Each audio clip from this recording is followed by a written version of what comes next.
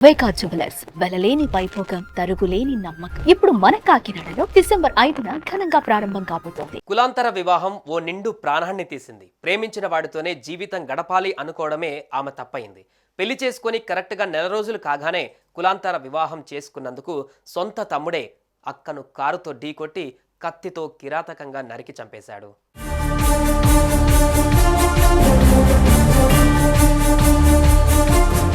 రంగారెడ్డి జిల్లా ఇబ్రహీంపట్నంలో జరిగింది ఈ దారుణ ఘటన. 2020 బ్యాచ్కు చెందిన కానిస్టేబుల్ నాగమణి ప్రేమించి పెళ్లి చేసుకుంది.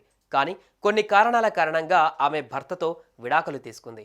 ఈ క్రమంలోనే ఆమెకు శ్రీకాంత్ అనే మరో కానిస్టేబుల్తో పరిచయం ఏర్పడింది.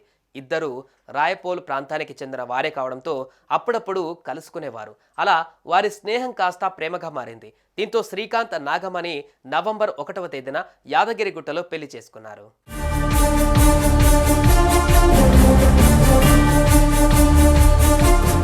పెళ్లి తర్వాత ఇద్దరు కలిసి హయత్ నగర్కు మకాం మార్చారు. అయితే ఈ పెళ్లి నాగమణి తమ్ముడు అయిన పరమేష్కు ఇష్టం లేదు.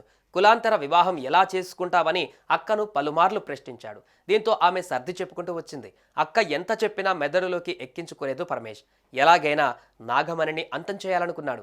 ఈ క్రమంలో ఆదివారం సెలవు కావడంతో సొంత గ్రామానికి వెళ్లిన నాగమణి ఉదయాన్నే స్కూటీపై తాను డ్యూటీ చేస్తున్న హయత్ నగర్ పిఎస్కు బయలుదేరింది.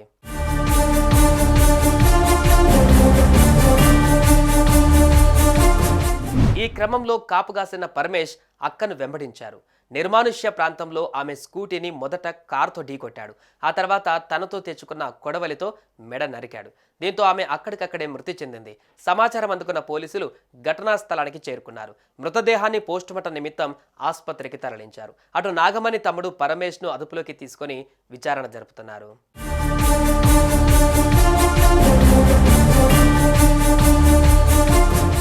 తమ్ముడి కులపిచ్చికి అక్క బలైంది. తల్లిదండ్రులు లేకపోవడంతో తమ్ముడిని కొడుకులా చూసుకుంటుంది నాగమణి. కానీ పరమేష్ మాత్రం అక్కను అమ్మ అనుకోలేదు. కులాంతర వివాహం చేసుకున్నందుకు ఆమెను అంతం చేయాలనుకున్నాడు. ఇప్పుడు కటకటాల పాలయ్యాడు.